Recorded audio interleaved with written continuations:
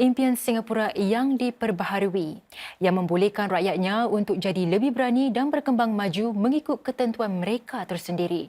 Perdana Menteri Lawrence Wong membentangkan apa yang beliau sifatkan sebagai perubahan menyeluruh dari sudut dasar dan sikap dalam ucap tamak Rapat Umum Hari Kebangsaan sulungnya sejak menyandang jawatan Perdana Menteri. Antara perubahan utama termasuk skim sokongan bagi mereka yang diberhentikan kerja, cuti paternity wajib selama 4 minggu untuk bapa yang baru menimang cahaya mata serta program pelajar bijak yang diperbaharui di peringkat sekolah rendah. I may be Prime Minister, but I am also a fellow citizen and a friend, sharing the same experiences and concerns as all of you. I am here to serve you and our country, and I pledge to give my all to this endeavour. Pengisytiharan yang memberangsangkan, sedang Perdana Menteri Lawrence Wong menggariskan bagaimana beliau akan memimpin negara dalam mencorak kisah Singapura yang seterusnya. Di tengah-tengah ketidaktentuan, persaingan semakin meningkat antara Amerika Syarikat dan China, menjejas bukan sahaja hubungan antara kedua-dua adikuasa dunia itu, tetapi juga perdagangan dan keselamatan antarabangsa. Sebagai sebuah negara kecil yang bergantung sepenuhnya kepada perdagangan dan persekitaran global yang stabil, PM Wong berkata Singapura tentu akan terjejas. Cabaran-cabaran lain termasuk gangguan teknologi, seperti cara kecerdasan buatan mengubah cara orang ramai bekerja dan berinteraksi antara satu sama lain. Dan untuk mengharungi semua cabaran ini, PM Wong beri jaminan pasukannya akan mengambil iktibar daripada pemimpin-pemimpin pengasas negara. We will be prudent to honour and respect the past, to uphold the fundamentals that have served us well and remain relevant to us. Itulah sebabnya PM Wong memulakan inisiatif Melakar Hala Tuju Singapura demi memastikan tiada rakyat yang ketinggalan, juga untuk mendengar nilai-nilai dan harapan bersama rakyat Singapura.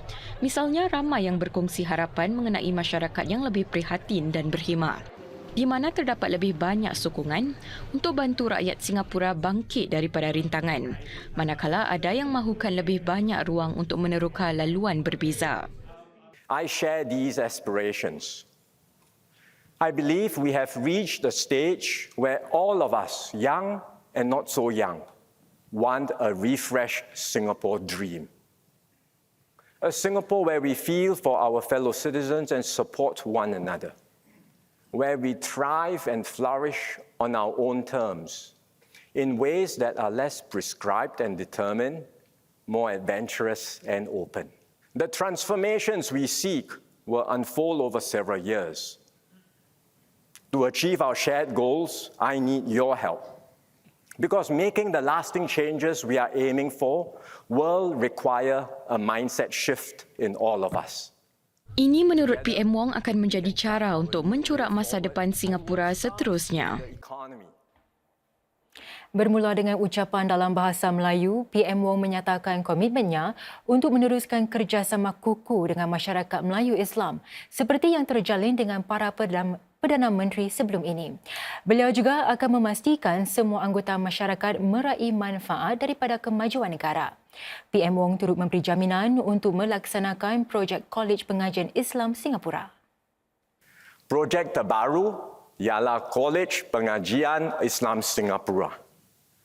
Ia akan melahirkan para pemimpin Islam Singapura masa depan.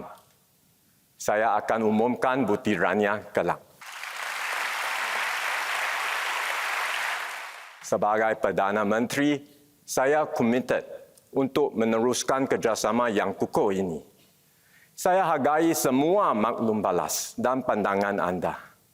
Saya akan bekerja rapat dengan anda untuk tangani isu-isu yang dekat di hati anda. Saya akan pastikan semua anggota masyarakat Melayu Islam meraih manfaat daripada kemajuan negara kita dan mampu anda sepenuhnya dan demi membentuk masa depan kita.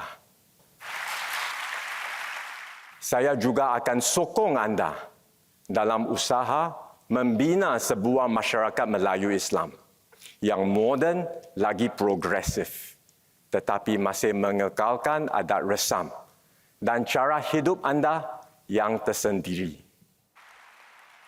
PM Wong berkata beliau bangga melihat pencapaian masyarakat Melayu yang seiring dengan kemajuan negara. Beliau juga gembira lebih-lebih lagi melihat kejayaan anak-anak muda Melayu yang giat menyumbang kembali kepada masyarakat, seperti saintis Dr. Muhammad Najjar yang menghasilkan kit ujian COVID pertama di Singapura dan Presiden Kanan Wanita Mahkamah Syariah pertama Singapura Guy Ghazali.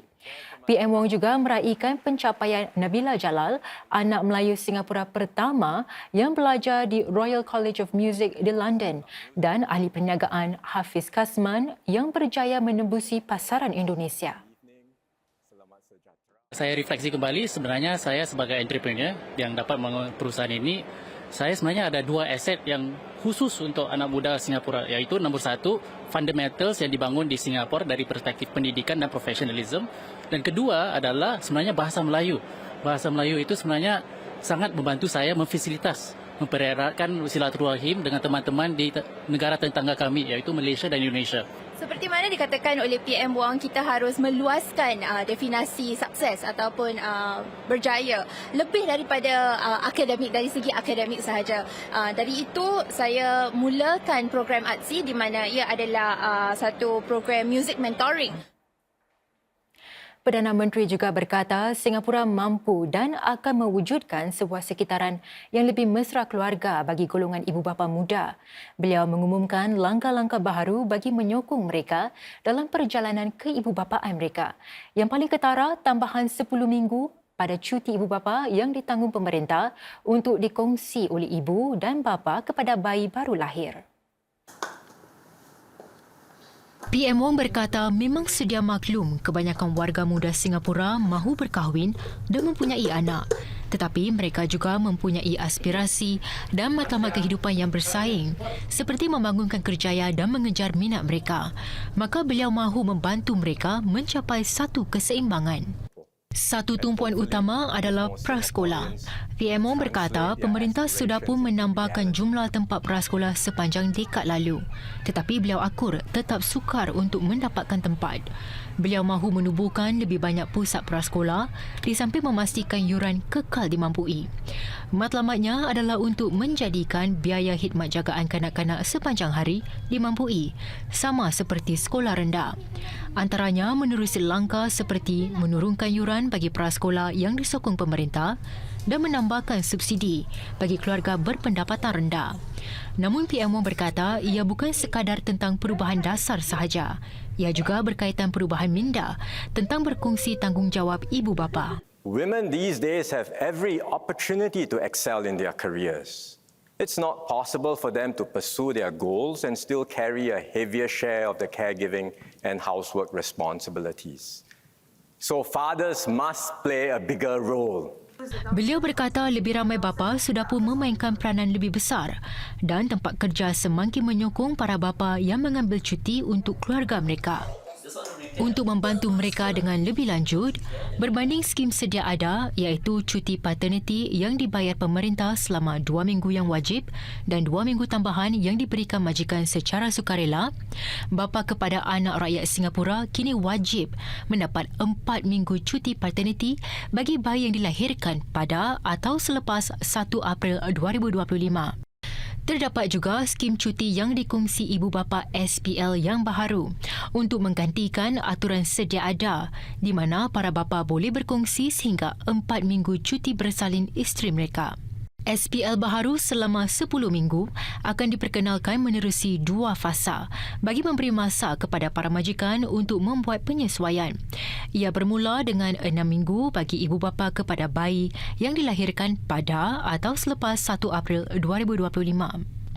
SPL sepenuhnya selama 10 minggu akan diberikan setahun kemudian. Cuti itu akan diberi secara sama rata dan ibu bapa boleh membuat penyesuaian nanti. Perubahan perlu dibuat dalam tempoh 4 minggu pertama selepas bayi mereka dilahirkan dan cuti yang dikongsi itu mesti digunakan dalam tempoh 12 bulan pertama sejak bayi mereka dilahirkan. Pemerintah akan membayar semula para majikan sehingga had sedia ada iaitu $2,500 setiap minggu atau sekitar $10,000 setiap bulan. Cuti yang dikongsi itu adalah tambahan kepada cuti paternity dan cuti bersalin yang wajib diberikan. In other words, fathers have 4 weeks, mothers have 16 weeks. On top of that, both have 10 weeks to share between them. That's 30 weeks or about 7.5 months of paid leave, which parents can take to spend time with their children. Ibu bapa yang mempunyai pekerjaan tidak tetap seperti kontrak jangka pendek boleh menuntut bayaran balik daripada pemerintah untuk cuti yang diambil. Untuk memberikan para majikan masa untuk membuat penyesuaian, bakal terdapat tempoh notis minimum baharu selama 4 minggu sebelum ibu bapa boleh mengambil cuti. Lebih banyak bantuan akan disediakan untuk keluarga lebih besar dalam belanjawan seterusnya bagi menyokong ibu bapa yang mahu mempunyai anak ketiga dan mereka yang mempunyai sekurang-kurangnya 3 anak. Berita diteruskan dengan liputan sekitar Rapat Umum Hari Kebangsaan. Lebih banyak bantuan akan diberikan kepada rakyat Singapura untuk kekal berdaya saing di tengah-tengah perubahan ekonomi agar berupaya untuk bangkit semula di waktu-waktu sukar. Perniagaan juga akan meraih lebih banyak sokongan untuk berinovasi menerusi proses kawal selia yang dipermudahkan. PM Wong berkata Singapura akan mengambil strategi berbeza sedang ia bersaing dalam persekitaran baharu ini. Langkah utama untuk menjadikan rakyat kekal berdaya saing adalah menerusi skim Skills Future. Mereka yang berusia 40 tahun ke atas yang mengambil cuti kerja untuk belajar sepenuh masa boleh mendapat allowance latihan sebanyak $3,000 setiap bulan mulai tahun depan. Sebahagiannya pula akan diperluas kepada mereka yang mengambil kursus sambilan. Tegas PM Wong, satu perubahan minda terhadap pembelajaran diperlukan. We study not for the exam or the paper qualification. We study to improve our skills and to keep on doing better. And that process of learning and achieving skills mastery must continue throughout life. Bagi mereka yang hilang pekerjaan tanpa dijangka, sama ada kerana diberhentikan atau syarikat ditutup, PM Wong menjanjikan satu skim sokongan bagi pencari kerja. Ia akan memberi tumpuan untuk membantu pekerja bergaji rendah dan pertengahan yang akan menerima sokongan keuangan sementara sehingga $6,000 untuk tempoh 6 bulan. We will help you get through the setback and bounce back stronger. But you must do your part too. What should you do? Go for training, career coaching, as well as job matching services. These are essential investments that you need to make in yourself to find better jobs. Satu lagi cara PM Wong kata Singapura boleh kekal berdaya saing adalah dengan memastikan persekitaran yang lebih mesra niaga serta kurang kawal selia.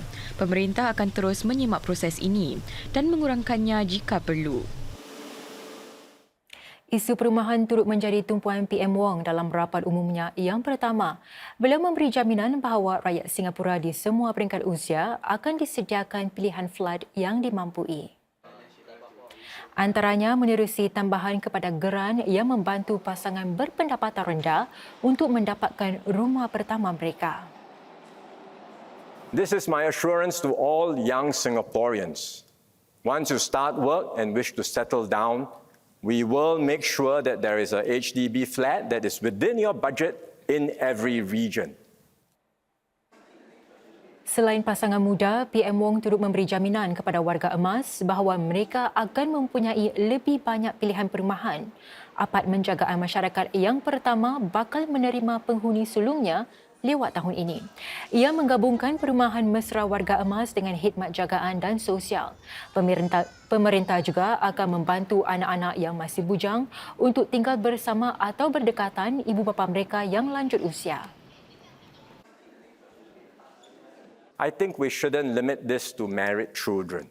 After all, many single children also want to stay close to their aged parents to take care of them. So we will extend the priority access to all parents and their children, married or single.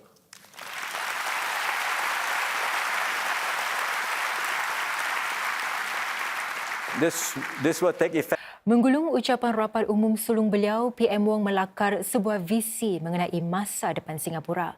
Beliau menambah hari-hari terbaik Singapura menanti di hadapan semua.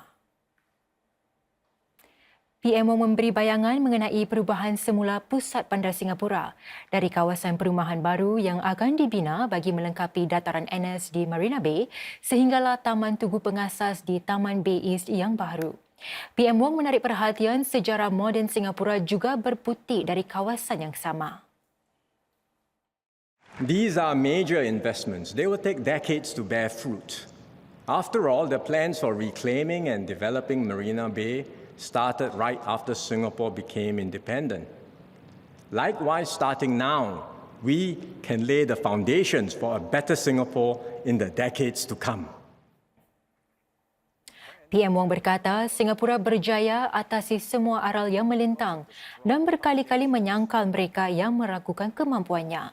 Beliau juga meluahkan rasa yakin bahawa semangat Singapura tidak akan luntur dengan rakyat saling menjaga satu sama lain. I believe Singapore's best days lie ahead of us. We have new ambitions to pursue, and we are taking bold steps to turn our hopes into reality. We can be a society where every citizen is respected, every voice is heard, every dream is nurtured. We have much to do and a full agenda ahead. Let us join our hands and hearts and chart our new way forward together. Saudara, para pemimpin masyarakat yang ditemui rata-rata terharu dengan keikhlasan dan kesungguhan PM Wong yang dipamerkan beliau dalam rapat umum Hari Kebangsaan yang pertama bagi beliau sejak menyandang jawatan Perdana Menteri kira-kira 3 bulan lalu. Ini termasuk dasar-dasar baharu yang mencerminkan kepekaannya terhadap keprihatinan masyarakat. Saya terharu dengan apa dikatakan oleh Perdana Menteri tentang visi beliau untuk Singapura, di mana kemajuan kita, negara kita diraih bersama dan bukan sahaja untuk satu segmen sahaja, dan juga beliau telah menekankan betapa pentingnya masyarakat Melayu Islam kita dalam membangunkan kemajuan negara kita. Banyak yang telah diumumkan daripada Prime Minister tadi, tapi yang saya rasa yang menonjol ialah beliau mendengar apakah retihan atau apakah inisiatif atau maklum balas daripada masyarakat. Ramai yang ditemui juga teruja mendengar kefasihan PM Wong berucap dalam bahasa kebangsaan iaitu bahasa Melayu. Dalam ucapannya, PM Wong berkata beliau sedang tekun belajar dan berharap penguasaan bahasa Melayunya akan bertambah baik. Saya berharaplah PM Wong terus berusaha untuk menguasai bahasa-bahasa yang sedang beliau cuba, dan yang paling saya rasa harus kita fikirkanlah penekanan beliau tentang pentingnya menguasai bahasa, kerana menerusi bahasa ini kita dapat mempertingkatkan sebenarnya mutu kita berhubung antara satu sama lain. Dan pendekatan ini saya percaya adalah di antara salah satu usaha untuk kita cuba bersama supaya dapat kita bendung sebarang persalahfahaman mungkin. Saudara, anda boleh dapatkan laporan lebih lengkap sekitar rapat umum Hari Kebangsaan di pelbagai wadah digital Berita Mediacorp. Sekian Buletin Khas untuk malam ini, sehingga kita berjumpa lagi. Salam hormat.